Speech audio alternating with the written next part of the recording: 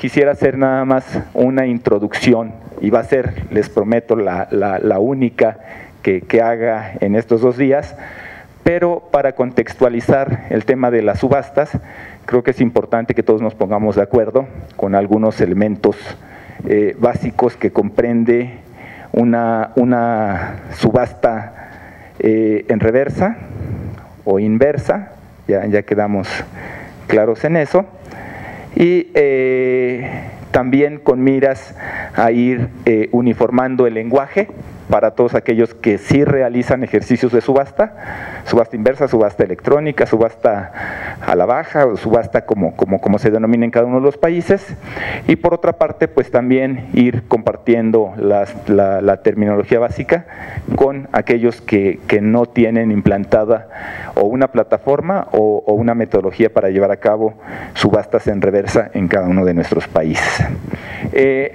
Quisiera empezar.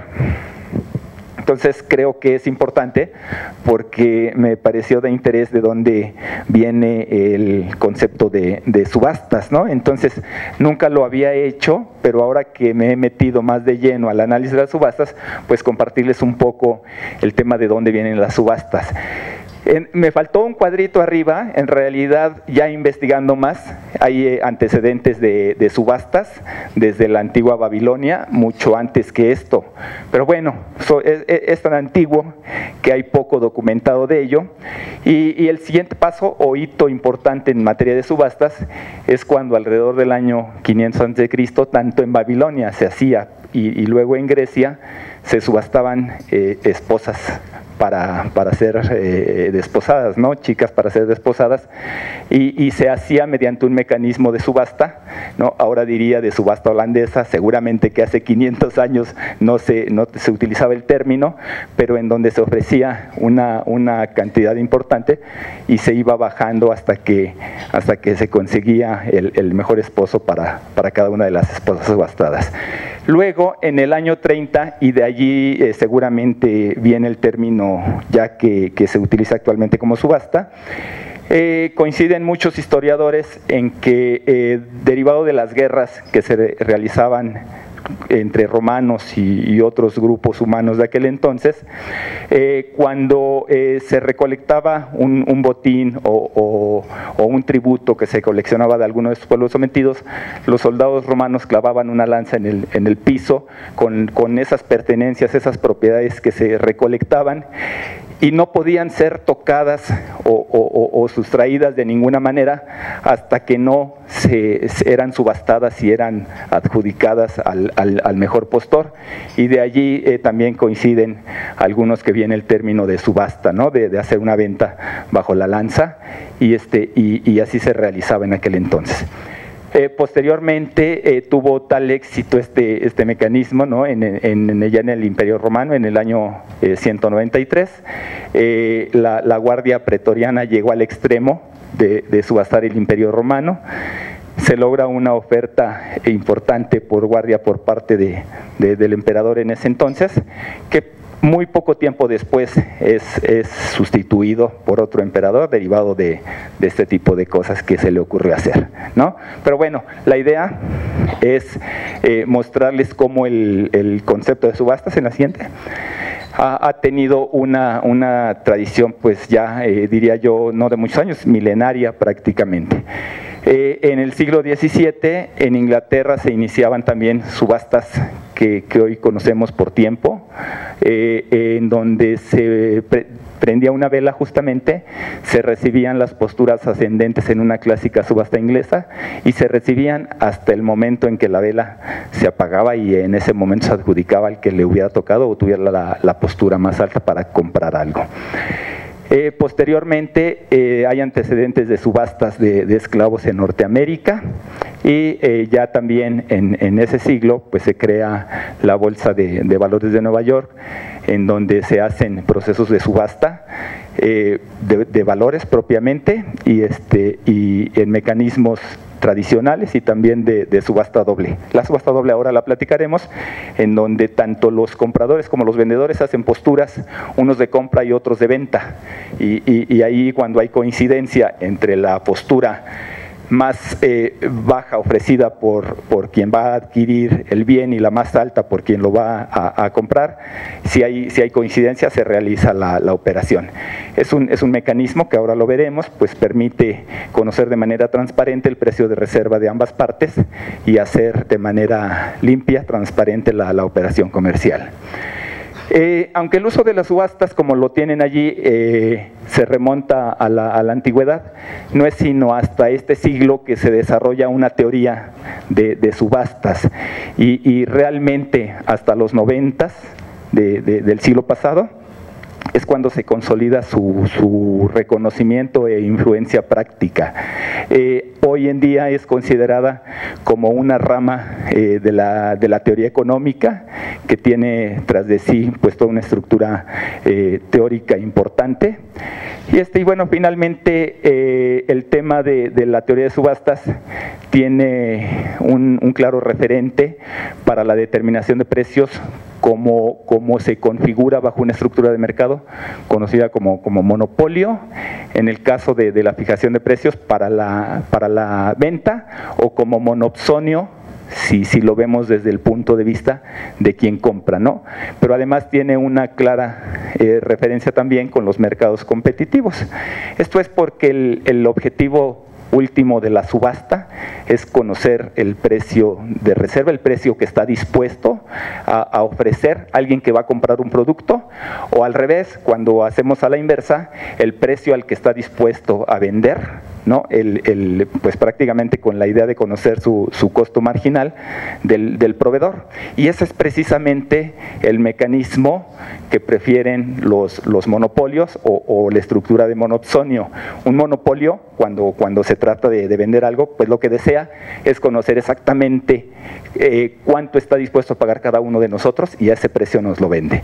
La idea no es fijar un precio justo en ese caso, sino decir, en este caso, Marco, ¿cuánto estarías tú dispuesto a pagar por un automóvil? Si yo tuviera la manera como monopolio de descubrir que Marco puede pagar 100,000 pesos, se lo vendería en 100,000, pero si veo que Lorena tiene la posibilidad y la disposición sobre todo de dar 110, se lo doy en 110, y así ir descubriendo el precio de reserva de cada uno. Esa es la lógica justo de las subastas.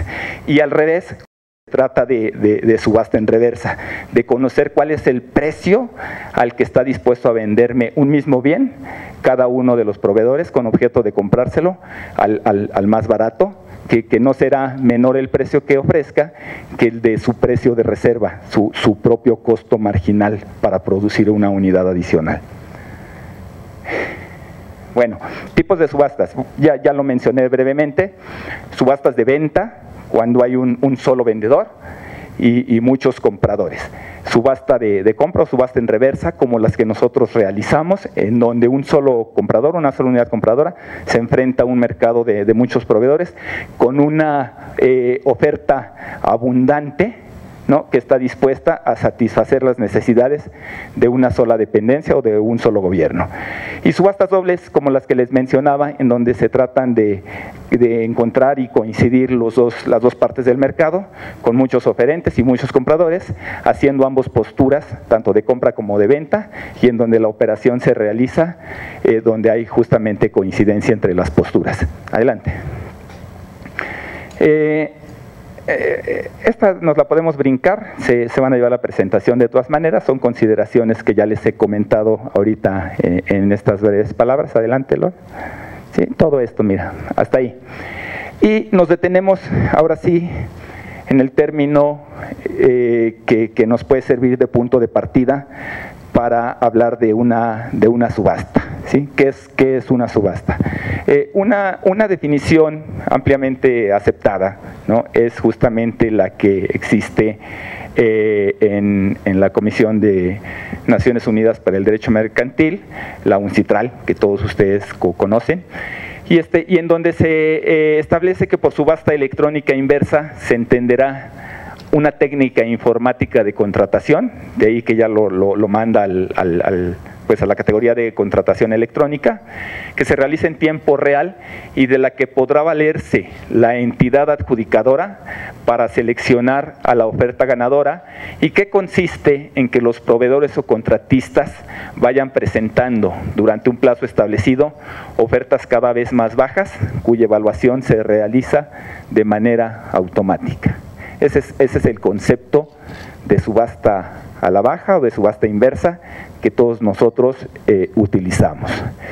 Y también en ese mismo documento, en esas mismas reglas, se establecen para no aburrirlos tanto con los requerimientos para realizar una subasta, de ello ya lo harán cada uno de los expositores, pero se establecen 3 condiciones fundamentales que creo son comunes a todos aquellos que realizamos ejercicios de subasta. La primera es que la entidad contratante pueda formular una descripción detallada y precisa del objeto adjudicable, de lo que se va a comprar, que exista un mercado competitivo de proveedores o contratistas previsiblemente cualificados para participar en la subasta, que garantice que el ejercicio se realizará de manera competitiva. Ello porque uno de los principales riesgos de las subastas es que en donde no haya competencia, pues justamente se promueva la colusión y obtengamos justo los resultados contrarios a los que pretendíamos. Es decir, que los organicemos para que nos vendan al precio que quieran prácticamente. Y el tercero es que los criterios que utilice la entidad adjudicadora para determinar a la oferta ganadora sean cuantificables y, muy importante, que se puedan expresar en términos de dinero. Normalmente van a escuchar a lo largo de esta mañana, la siguiente, que todo ejercicio de subasta debe realizarse primordialmente en términos de precio, en términos de dinero. Bueno, entonces, para resumir, ¿qué es una subasta inversa? Una subasta inversa o en reversa es un mecanismo de compra, podemos decir, caracterizado por un conjunto de reglas por el que se determina la asignación de recursos y su precio en función de las pujas o lances de los diferentes participantes, de los proveedores. Ello lo que provoca en la práctica o lo que genera es encontrar justamente un punto de equilibrio entre la oferta y la demanda, llevando a hacerlos coincidentes a través de diferentes ofertas que van llevando el precio, de un precio inicialmente alto o más alto que finalmente se adjudica para la oferta mínima que requiere la entidad contratante. Una subasta inversa electrónica es también definido como un proceso dinámico de negociación de precios online en la que desaparece la relación personal con el cliente y básicamente la contratación se hace por medios electrónicos, preferentemente a través de Internet.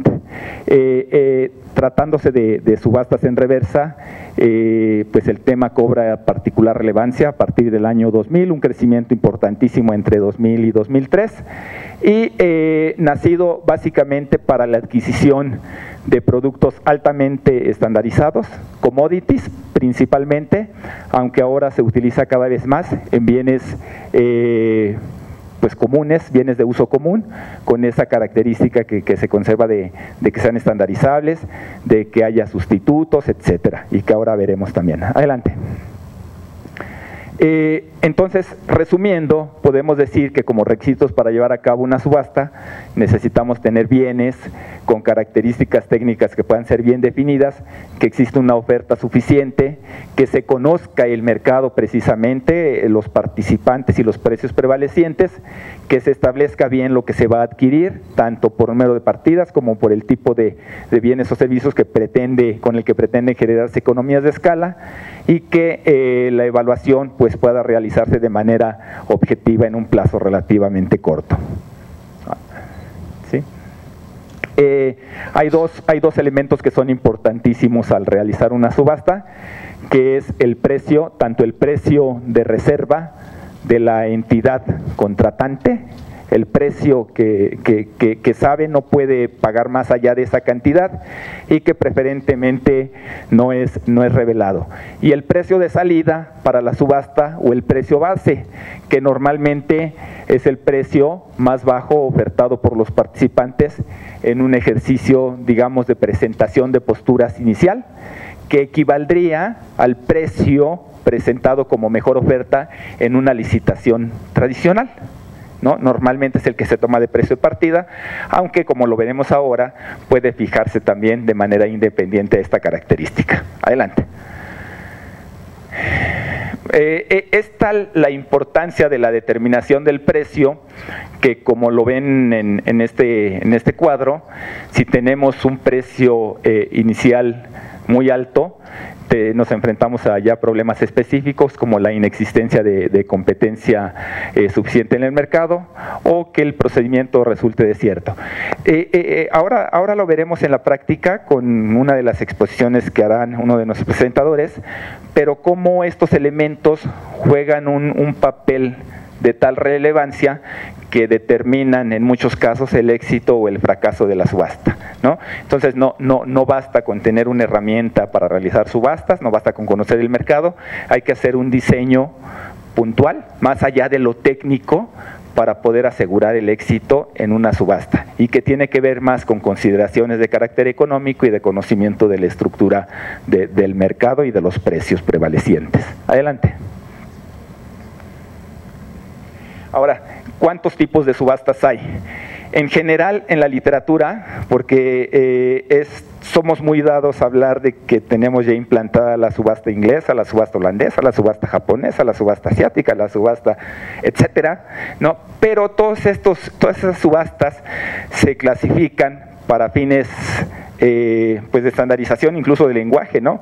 Para fines teóricos en dos grupos muy grandes: las que se realizan en sobre cerrado y las que son dinámicas, ¿no? Y que se realizan en una plataforma electrónica.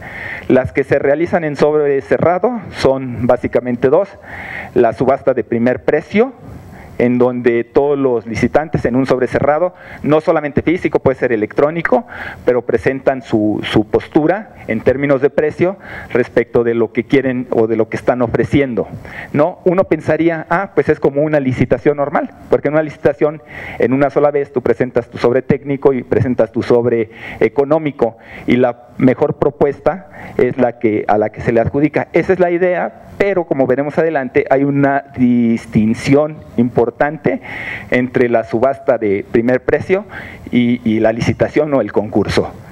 Y la de segundo precio tiene como propósito pues evitar prácticas indebidas entre los diferentes participantes, que se pongan de acuerdo entre ellos y que los hagamos generadores de precios de mercado, ¿no? Y entonces pues que nos lleven poco a poco a un precio que nosotros mismos estamos provocando generen ellos y lo determinen ellos.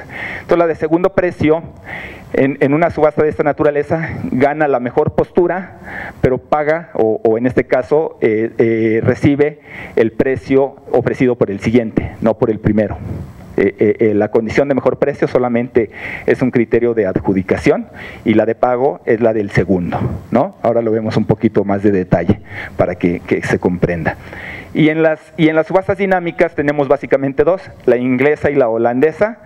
La inglesa, en una subasta típica, no en reversa, pues es en la que cada uno de los postores va ofreciendo un mayor precio para llevarse un bien o para adquirir un bien. Aquí en las subastas en reversa, la subasta inglesa es la descendente libre, es aquella en donde los postores tienen la oportunidad de ir haciendo ofertas sucesivas o subsecuentes para ir bajando el precio que están ofreciendo a la entidad contratante. Y la holandesa, o la ascendente de primer precio, es como el ejemplo que les mencionaba de las esposas al principio en la parte histórica. Es que cuando para adquirir un bien, la entidad contratante le propone a los diferentes proveedores un precio muy bajo, ¿no? Digamos, para adquirir computadoras, puede partir de la idea de decir, bueno, voy a comprar laptops con X características y voy a pagar solamente $100 por ella. Seguramente que no habrá un postor que acepte ese precio.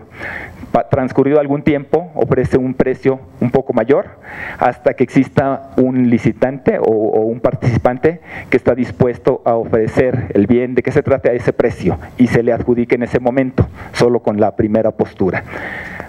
Y a partir de ahí, bueno, pues ya hay muchas variantes, ¿no? Como las que les decía, la subasta japonesa, la subasta por tiempo, etcétera, etcétera, pero son variantes de alguna de estas cuatro que les menciono. La diferencia que les mencionaba, ¿no?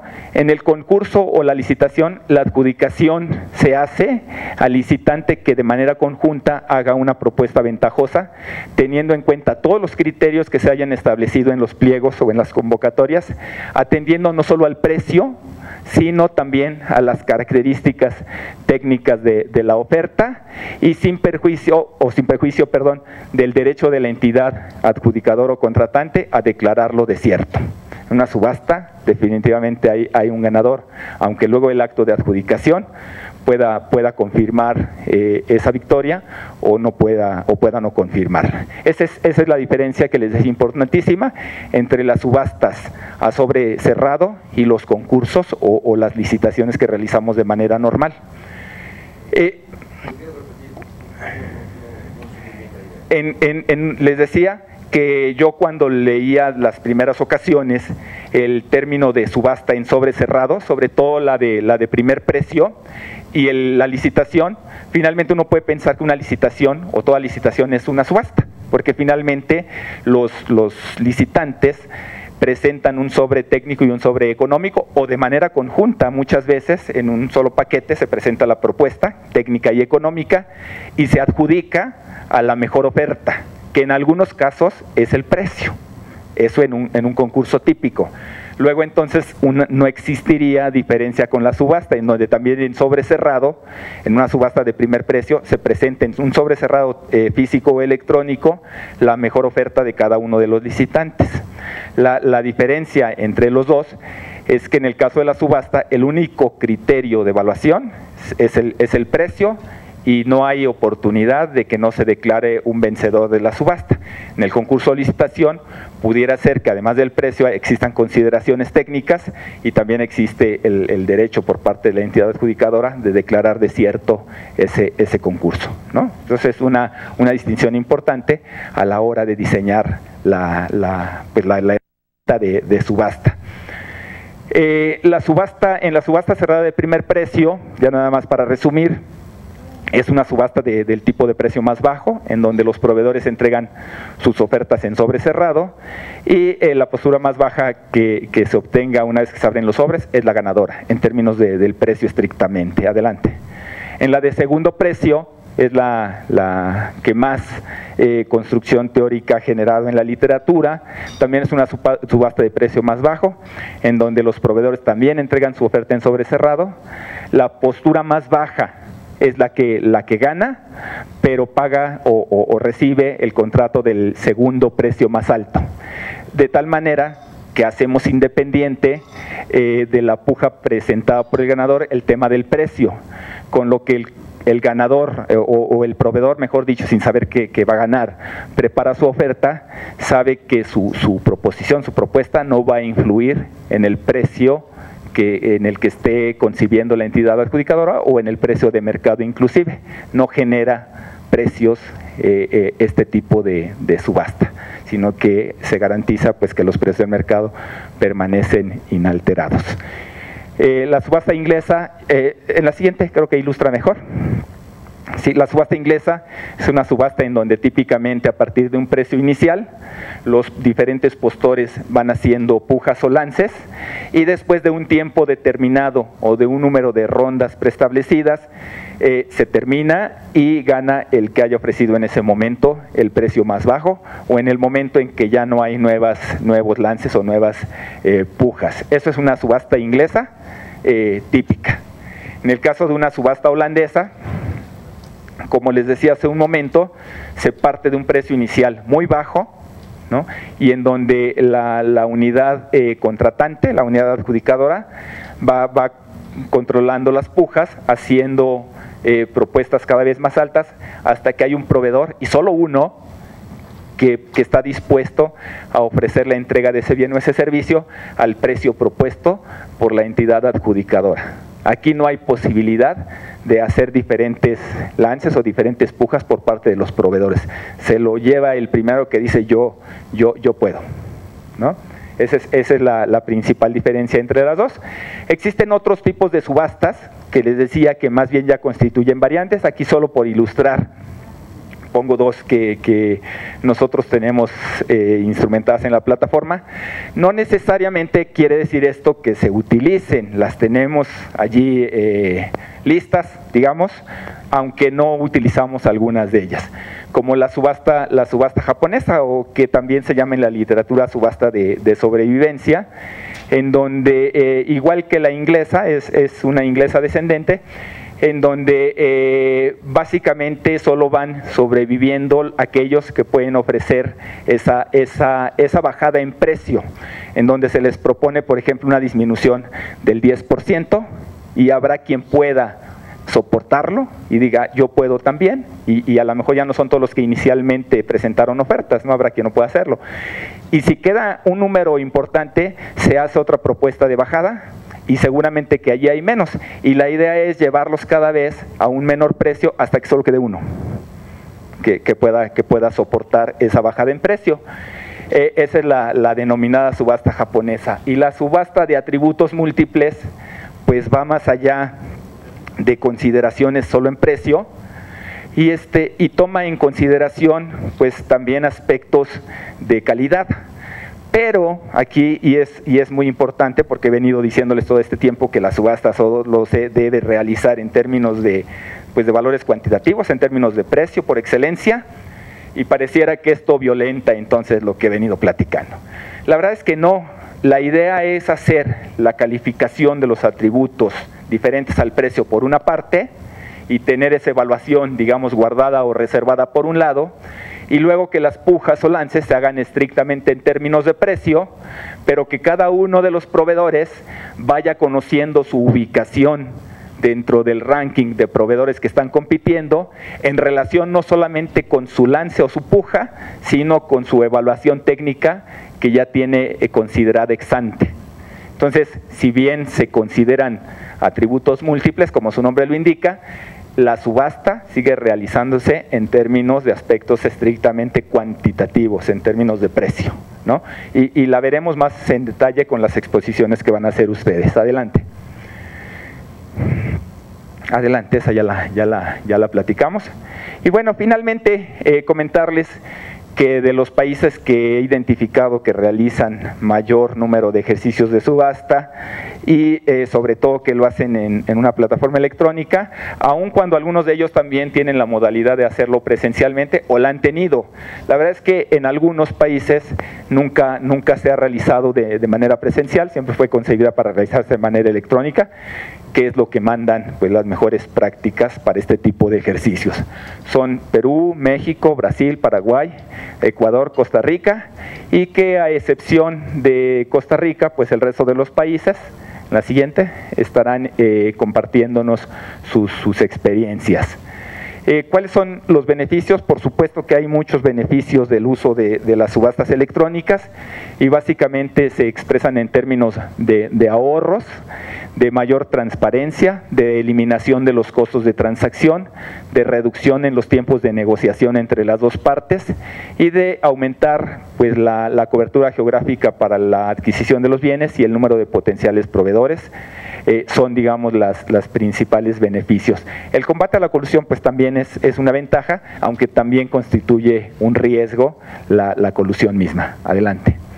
Para los proveedores, a los proveedores les facilita el acceso al procedimiento de oferta, les da transparencia en la determinación del precio, reduce el tiempo de respuesta a un pliego, les abre la oportunidad de nuevos negocios, también se ven beneficiados de la reducción de los costos de transacción, reducen el esfuerzo para integrar una propuesta, tienen información inmediata de la adjudicación del contrato, de manera inmediata saben quién ganó la subasta, genera un clima de imparcialidad, y sobre todo pues tienen la oportunidad de poder hacer ofrecimientos que los lleven a mantenerse vivos dentro del procedimiento. Adelante. Los riesgos. Existen riesgos asociados a la presión que existe sobre los proveedores a ofertar precios que podrían poner en riesgo su solvencia financiera. Es algo que en la teoría de subastas se llama como maldición del ganador, ¿no? En donde es tal el ímpetu por subastar y ofrecer. En una tradicional, para llevarse un bien, pues ofrecer más y más, hasta el momento en que el que está pujando, el que está haciendo el lance, pues se da cuenta de que ya ni siquiera le alcanza lo que está ofreciendo, ¿no? Igual en las subastas a la baja, lleva tal ánimo de competencia, o pudiera ser que llegue a ser adjudicado una oferta que no va a ser solvente en el mediano o en el largo plazo. Es un riesgo importante a considerar, que se puede resolver, pero hay que tenerlo presente. Luego, otro riesgo es que a pesar de que los proveedores son calificados para participar en la subasta, no se puede garantizar en modo alguno pues que va a haber cumplimiento. Esto es un tema que tiene que ver con la asimetría de información y también con otra parte de la economía, y que se explica por el tema de el riesgo moral, ¿no? El riesgo moral asociado a esto. También hay forma de resolver esto, sobre todo cuando ya tenemos un sistema de subastas bien establecidos, en donde entonces el tema de la reputación y del cumplimiento se vuelve un elemento importante para poder participar en ejercicios sucesivos, de las dos partes, no solo de la parte del comprador hacia los proveedores, sino también de los proveedores con la unidad convocante. Y la frecuencia de subastas para comprar un mismo bien puede, lejos de generar competencia, pues generar un incentivo para coludirse, y también pudiera ser que justifique el comportamiento depredador de un vendedor dominante. Adelante. Existen más allá de los posibles riesgos, incluso críticas a las subastas en reversa, ¿no? Algunos las han caracterizado como una forma tecnológicamente asistida de negociación que va en retroceso con respecto al desarrollo de las relaciones vendedor-comprador, la colaboración y de la compra misma. Y también pues ha sido criticada como método para bajar los precios a toda costa, incluso de la calidad, ¿no? Lo cual pues no es algo que espero genere discusión en esta mañana y podamos llegar a una conclusión. Adelante.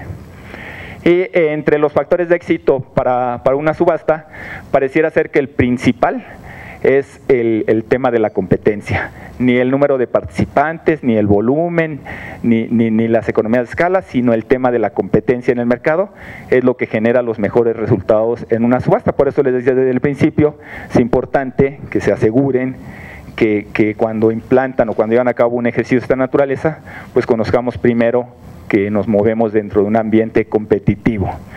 Y bueno, pareciera ser que todo lo demás tiene solución si aseguramos competencia. Adelante. Y con eso doy por terminada mi intervención.